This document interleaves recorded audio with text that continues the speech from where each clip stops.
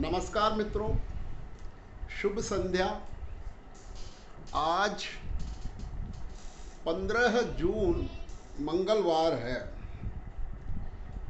और जैसा आप जानते हैं, हम लोग जीना इसी का नाम है सीरीज चला रहे हैं और इस सीरीज में अभी तक 23 एपिसोड हो चुके हैं और उन 23 एपिसोड में 3 एपिसोड हमारे अतिथि वक्ताओं के हुए हैं।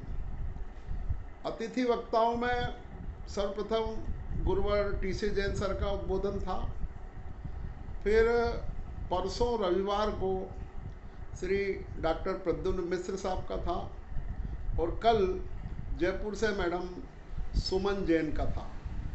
इस प्रकार से इस श्रृंखला में हम 3 अतिथियों के उद्बोधनों को सुनकर लाभ उठा चुके हैं।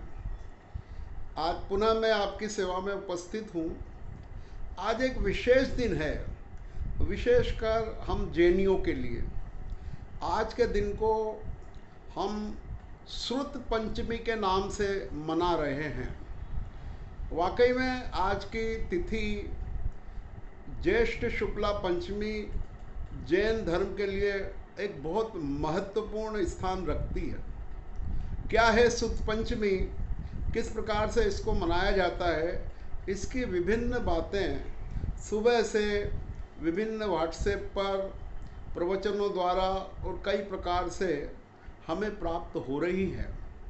मैं इस बात को थोड़ा सा हमारे समाज के लिए, हमारे मित्रों के लिए, हमारी शिष्यों के लिए, हमारे पॉलिटेक्निक मित्रों के लिए कुछ सरल बात कह के इस बात की महत्ता बताने वाला हूँ कि आज का क्या महत्व है।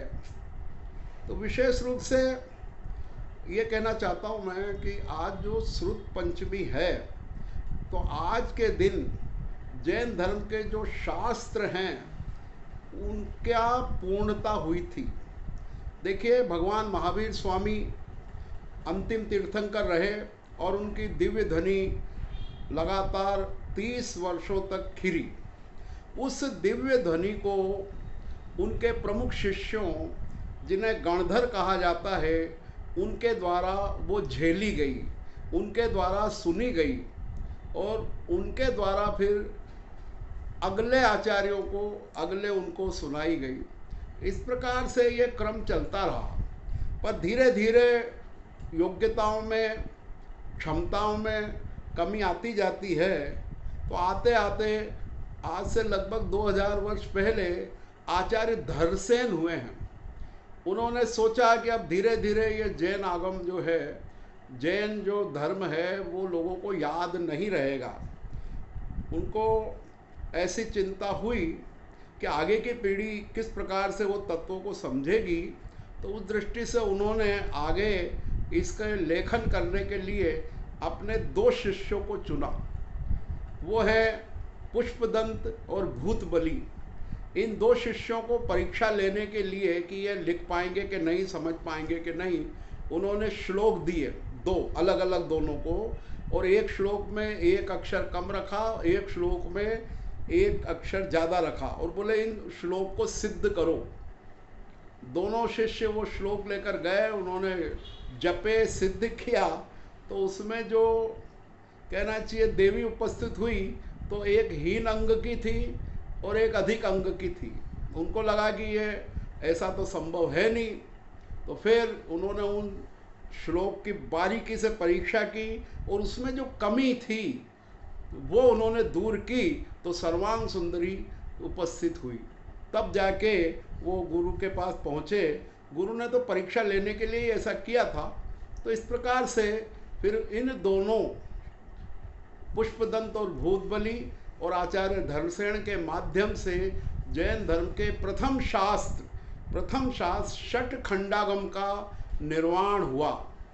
और वो जो निर्माण है वो आज के दिन पूरा हुआ। मतलब जिनवाणी आज के दिन लिपिबद्ध करके कंप्लीट हुई। इसलिए आज के दिन को ये श्रुत पंचमी के रूप में हम लोग मनाते हैं। जैसे जिनवाणी 2000 साल से लगातार अविच्छिन्न धारा उसकी चल रही है। आचार्य कुंद आचार्य उमा स्वामी, आचार्य अमृत चंद्र इत्यादि इत्यादि लगातार श्रृंखला है। और उसके चलते चलते आज भी जिनवाणी हमें धौला, जय धौला, महाधौला के रूप में उपलब्ध होती है। तो इसी जिनवाणी को विभिन्न प्रकार से विभिन्न संप्रदायों में विभिन्न विद्वानों के माध्यम से, विभिन्न आचार्यों के माध्यम से हम तक लिखित रूप में पहुंचाया जाता है, उसको हम पढ़ रहे हैं। तो आज का दिन इसलिए विशेष है कि आज इसका प्रादुर्भाव हुआ था, हमारे को उपलब्ध हुई थी। तो इसको अब हम आज के हिसाब से कैसे जोड़ें, तो आज ये मैं कहना चाहता हूँ हमारे सभी मित्रों से, सभी सदस्यों से, कि हम आज के दिन ये प्रण करें, आज के दिन ये नियम लें, आज के दिन हम ये विचार करें, आज के लिए हम एक उद्देश्य बनाएं कि हम इस जिनवाणी को प्रतिदिन, जो भी जिनवाणी आपको उपलब्ध है, जितनी आपको सरल चाहिए, जितनी आपको सैद्धांतिक चाहिए, न्याय की चाहिए, जैसे 4 अनुयोग होते हैं जिनवाणी में, चरणानुयोग, प्रथमानुयोग, है ना, करुणानुयोग और द्रव्यानुयोग। जो सरल है वो है चरणानुयोग, सरल है वो है प्रथमानुयोग। उस प्रथमानुयोग में विभिन्न महापुरुषों की कथाएं, विभिन्न महापुरुषों की जीवनियाँ दी हुई होती है, जिसके माध्यम से हम अपने आप को सुधार सकते हैं। दूसरा आता है चरणानुयोग। चरणानुयोग में आचरण संबंधी बातों का उल्लेख होता है कि किस प्रकार से श्रावक का और मुनियों का आचरण होना चाहिए। फिर आता है करुणानुयोग, उसमें कर्म, प्रकृति, संसार इत्यादि की बहुत विस्तृत व्याख्या गुण स्थान आदि की होती है। और आखिरी में आता है द्रव्यानुयोग, जिसमें शुद्ध आत्म तत्व की भेद विज्ञान की बात बहुत बारीकी से होती है। तो इस प्रकार से 4 अनुयोगों में हमारी जिनवाणी उपलब्ध है। तो जिसकी जैसी श्रद्धा हो, जिसकी जैसी योग्यता हो, जैसी रुचि हो, उसके अनुसार थोड़ा ही सही 1 पेज, 2 पेज, 4 पेज, 5 पेज ऐसा पढ़ने का, स्वाध्याय करने का, प्रण लेने का आज दिन है कि हम जरूर, हमें मनुष्य जन्म मिला है, हमें इतनी बुद्धि तो है, हम ग्रेजुएट हैं, हम 12th हैं, हम 12वीं हैं, हम MA हैं, जो भी आपकी योग्यताएं हैं, तदनुसार हम अपने क्षमतानुसार प्रतिदिन, ये प्रत्येक जैनी का कर्तव्य है, वो चाहे कोई से भी संप्रदाय का हो, कोई सा भी धर्म, कोई सा भी संप्रदाय मानता हो, परंतु उसके लिए अनिवार्य तत्व मैं मानता हूँ कि आज के इस कोरोना काल में हमने देखा है कि किस प्रकार से हमें मानसिक रूप से परेशानी हुई, घबराहट हुई, हम कई प्रकार की चीज़ों से बहुत प्रभावित हुए। कई हमारे परिचित रिश्तेदार इस बीच हमारे बीच नहीं रहे।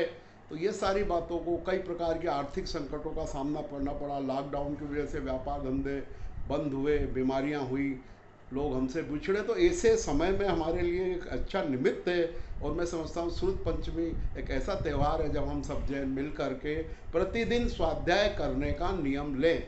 और बिल्कुल आप पढ़िए, बहुत ही आपको जीवन में हिम्मत आएगी, बहुत ही जीवन में आप विभिन्न समस्याओं का सामना बहुत अच्छे से कर सकेंगे।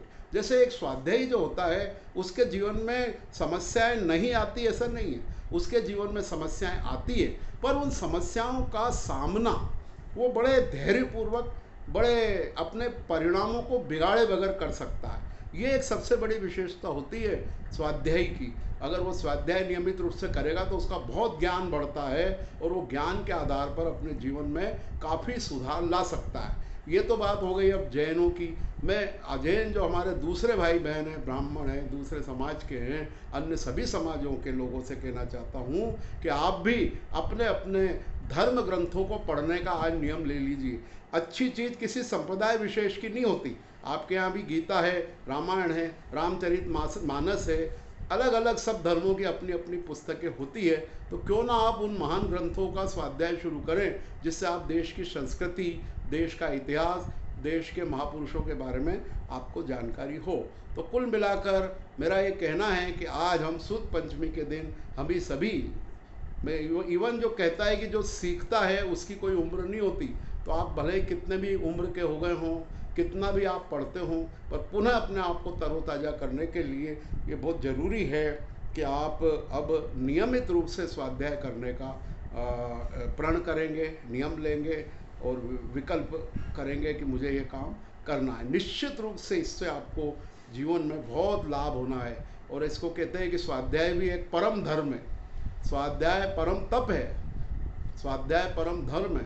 तो स्वाध्याय का तो प्रेरक हमारे समाज के आचार्य हस्ती गुरु भी रहे हैं, उन्होंने भी स्वाध्याय और सामायिक को एक प्रमुखता दी है। तो कहीं भी ये स्वाध्याय की बहुत महिमा गाई गई है। तो मुझे उम्मीद है कि हम सब अब और अधिक अपने शास्त्रों का अध्ययन करके अपनी बुद्धि को निर्मल बनाएंगे और अपनी बुद्धि को निर्मल करके, मन को निर्मल करके जीवन में आगे बढ़ेंगे और जीवन में आने वाली विभिन्न कठिनाइयों को बहुत साहस के साथ, बहुत धीरज के साथ सहन करके उस बात को आगे बढ़ेंगे। इस प्रकार से आज की बात मैं यहीं अपनी पूरी करता हूँ। बहुत बहुत धन्यवाद सभी को। एक बार पुनः सुद पंचमी पर्व की हार्दिक बधाई और शुभकामनाएं। धन्यवाद। जय हिंद।